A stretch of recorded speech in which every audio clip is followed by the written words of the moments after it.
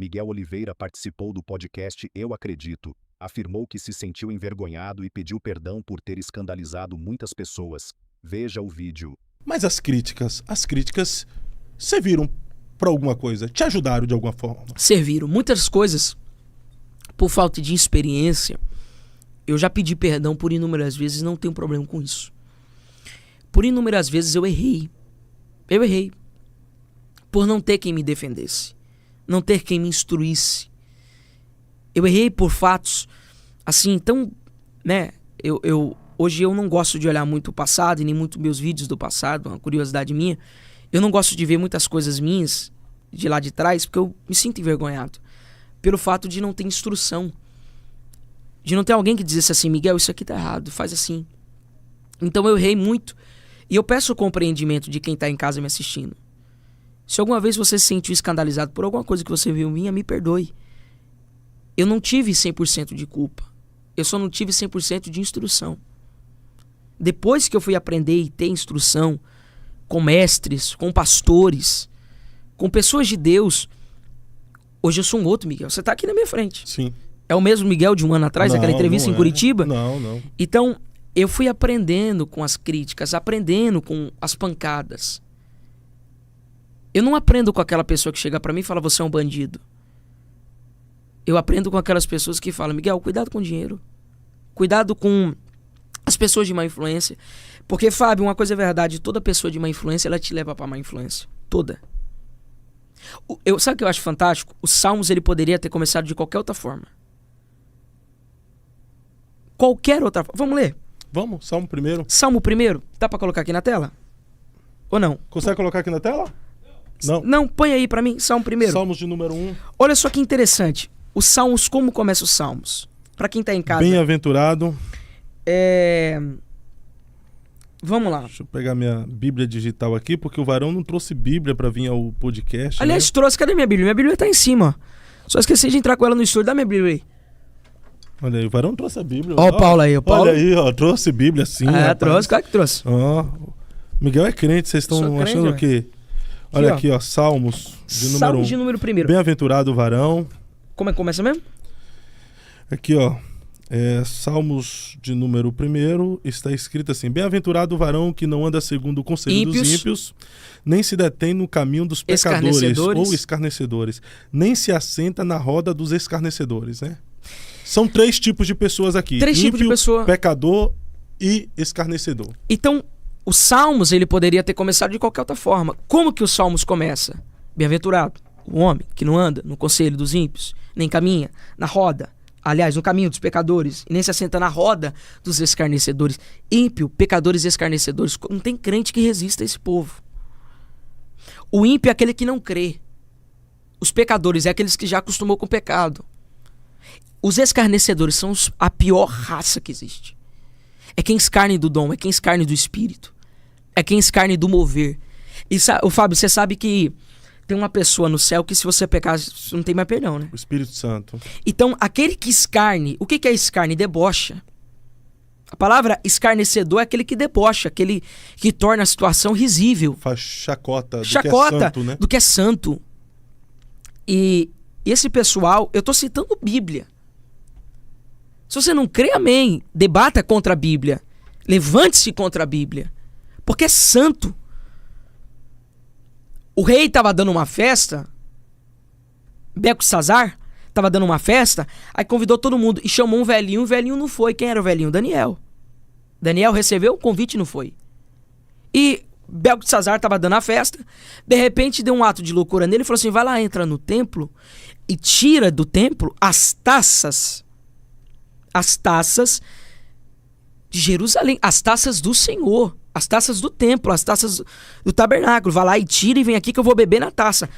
Quando Beltesazar põe o vinho na taça, que é do Senhor, e vai beber, desce a mão, abre o céu, tudo escurece. Benemérito, Tekel, Passi, foste pesar na balança, foste achado em falta. Porque a partir do momento que ele brincou com o que é santo, debochou do que é de Deus, a mão de Deus pesou sobre ele. Ele estava bebendo, farriando, se prostituindo. Deus não interfere no livre-arbítrio do homem, porque todo mundo tem o direito de fazer o que bem quiser. A partir do momento de ele mexer com o que é santo, dele mexer com aquilo que é de Deus, ele arrumou um problema. Então, esses 3 tipos de pessoa desvia qualquer caráter. Desvia qualquer... E a Bíblia diz em Provérbios, eu acho que é 15... desculpe, me falha a memória, o capítulo, mas está em Provérbios, que... oh, meu Deus do céu. Diz o que lá? Os maus... As más conversações corrompem os As bons más conversações corrompem os bons costumes. Corrompe os bons costumes. 1 Coríntios, na verdade. 1 Coríntios, desculpa. Isso, 1 Coríntios 15, 33. Pronto, melhor ainda, o conselho de Paulo. Isso. As más conversações, elas corrompem os bons costumes. A pessoa que ela... isso é científico, isso é psiquiátrico, isso é questão psicológica. A pessoa que ela vive dentro de uma... ela vive dentro de um ensinamento e ela vai para uma roda onde as pessoas escarnem, onde as pessoas brincam, ela vai tender o quê? A brincar, ela vai tender a escarnecer. Então, hoje, o Miguel se desviou de muitas pessoas que eram uma má influência. Às vezes eu choro, eu sou muito difícil de chorar, muito difícil de chorar. Mas às vezes eu olho para o meu passado e para aquilo que eu fui e eu tenho crises de choro, porque eu vi um Miguel que foi mal conduzido. Eu vi um Miguel que recebeu maus conselhos. E muitos problemas eu poderia ter evitado. Eu não estou falando dos ataques que vocês receberam, mas as críticas pontuais, então, lhe ajudaram mesmo a mudar. Porque você disse uma coisa muito poderosa. Ataque é uma coisa, crítica é outra. Sim. A pessoa que quer atacar, ela quer te ofender. Ela quer te ofender. O que quer te aconselhar, ele vai fazer uma crítica, né? Falando do altar, Fábio, eu não me arrependo de nada, porque eu sei que tudo que eu fiz no altar, Deus me usou para fazer. No altar ali você não se arrepende de nada, de profecia... Todas se cumpriram. Aquela que você disse que viu o anjo e caiu... Todas se cumpriram. Conta fatos não argumentam. Mas do que você se arrepende? Ô, Fábio, existem muitas coisas que a gente, quando é atacado, a gente fica... Você já foi atacado, né? Já, muitas vezes. A pessoa fica meio que desnorteada, não fica? Fica. A pessoa fica sem saber pra onde vai, né? Sim. Então... Quer se defender. Quer se defender. Muitas vezes eu errei por me defender. Né? Por me defender. Mas no púlpito, outra o que coisa, você falou, o que você fez, profecia que entregou, não outra não coisa, erro. Eu digo na parte profética, espiritual, eu não me arrependo de nada, porque tudo foi Deus que me usou. Né? Agora, as pessoas hoje falam muito pra mim, você é um bandido, você é um ladrão, porque você pede oferta. As pessoas acham que eu sou milionário, que eu tenho mansão, carro. Você é um bandido porque você perde oferta. Talvez eu errei, porque pedir oferta, Fábio, não é pecado? Não. É errado? Tá na Bíblia, né? Mas talvez pra mim, naquela época, seria errado. Aliás, seria impróprio. O pastor Marco Feliciano até te deu um conselho. Você se sentiu usado por alguns pastores para tirar oferta? Meu Deus do céu. Porque foi o conselho pontual que o pastor Marco. Não permita que ninguém, principalmente pastores, te use para você tirar oferta em igreja. Então, você tá entendendo? Você chegou a se sentir usado? Você acatou esse Muitas conselho? Vezes.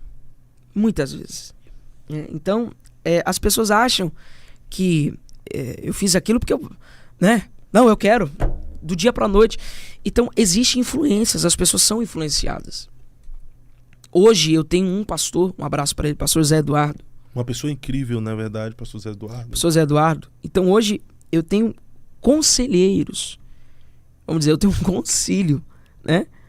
Quando foram definir a Bíblia, foi feito o concílio de Niceia, né? Sim. Depois foi feito, acho que 9 concílios. Então foi fazendo concílio. Por quê? Conselhos. Salomão disse, na multidão de conselhos há sabedoria. Então hoje eu tive pessoas, como o pastor Eliseu Rodrigues, como o pastor Júnior Trovão, como o pastor Marcos Feliciano, como o meu pastor, como gente que me aconselhou.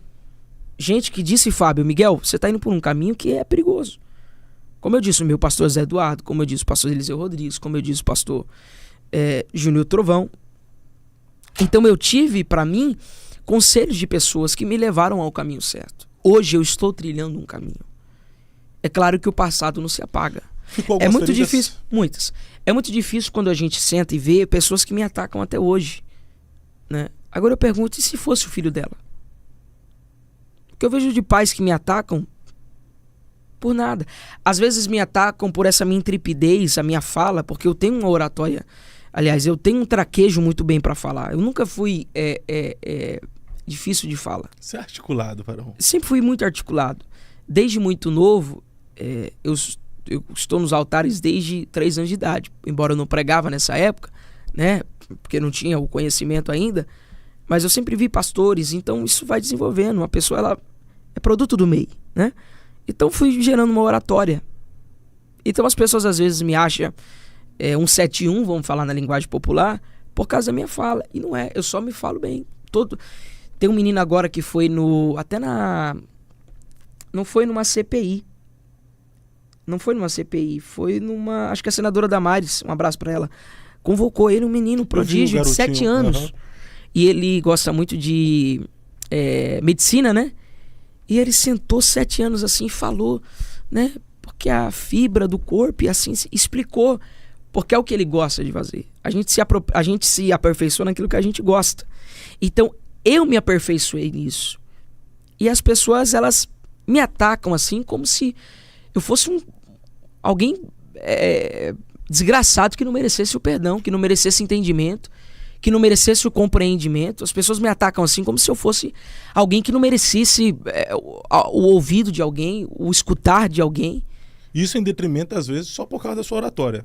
Não pega nem mais as questões das profecias, das revelações, ou do sensacionalismo também. Né? Eu parei de explicar isso. Tinha o sensacionalismo, né, Miguel? Fábio, eu parei de explicar isso. Porque cada um reage. Se eu te dar um choque aí agora, como é que você vai reagir?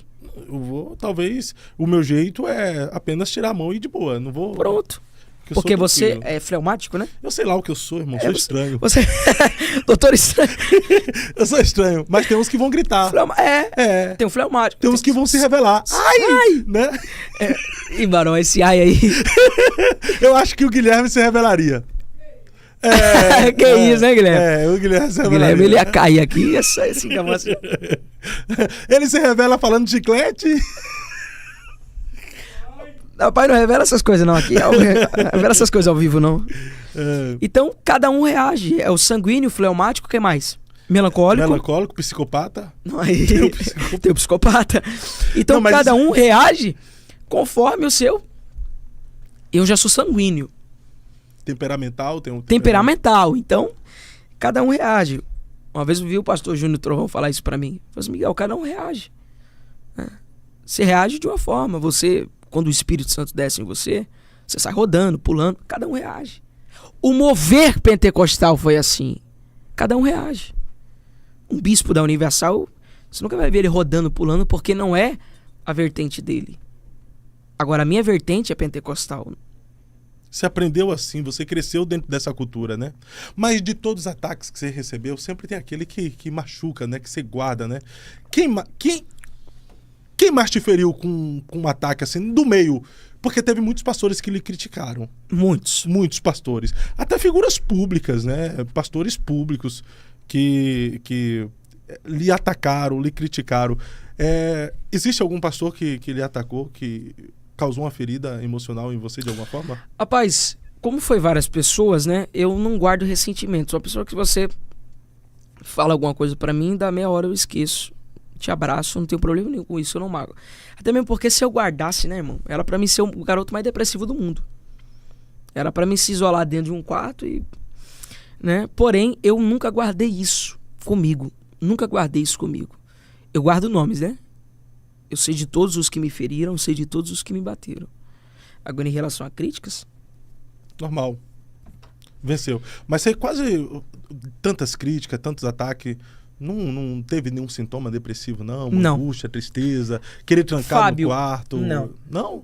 Foi de boa? Não, porque a Bíblia diz que é de glória em glória, né? Então, para todos os tempos, Deus me renova com um tipo de glória diferente. Uma coisa que eu sou muito renovado é quando eu ando pelo Brasil, que tem multidões.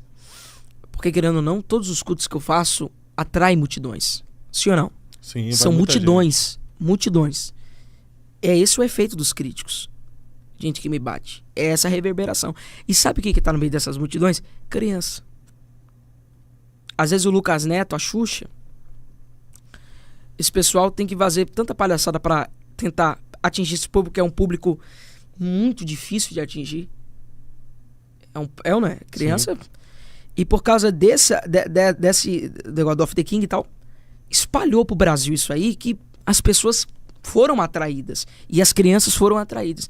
No final das cruzadas, das concentrações, dos cultos, o que tem de criança lá aceitando Jesus, chorando. Eu fui em Cuiabá, um abraço pro pastor Mauro Ortiz, crianças chorando copiosamente, porque viu o poder, foram tocadas por Deus.